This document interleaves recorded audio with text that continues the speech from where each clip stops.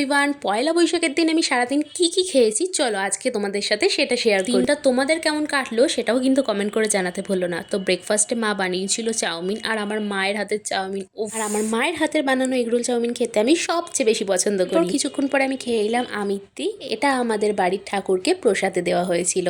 তোমাদের ওখানে কারা কারা এই মিষ্টিটাকে কি নামে জানো কমেন্ট করে জানিও। এরপর আসে এই দিনের শো স্টপার, সেটা হলো মাটন বিরিয়ানি। এটাও কিন্তু ছিল বাড়িতে বানানো, তার সাথে ছিল স্যালাড আর গ্রিন চাটনি, আর শেষে আমি বানিয়েছিলাম আমের প্লাস্টিক চাটনি, আর ছিল পাঁপড়, আর হ্যাঁ মিষ্টি দইও ছিল। ছোটবেলায় শুনতাম বছরের প্রথম দিনটা যদি ভালো ভালো খাওয়া যায় তাহলে নাকি সারা বছরটাই ভালো ভালো খাওয়া হয়। ছোট থেকেই দেখেছি বছরের এই প্রথম দিনটা অর্থাৎ নববর্ষের দিনটা খাওয়া দাওয়া করতে করতেই কেটে যায়। বিকেলের দিকে একটু আইসক্রিমের জন্য মনটা কেমন করছিল, বাবা এসে দিল আইসক্রিম, আর আমার মন একেবারে ভরে গেল। আইসক্রিম যে আমার কি পছন্দ।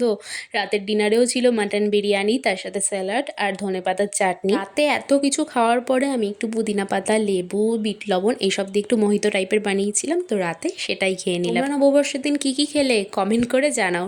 টাটা।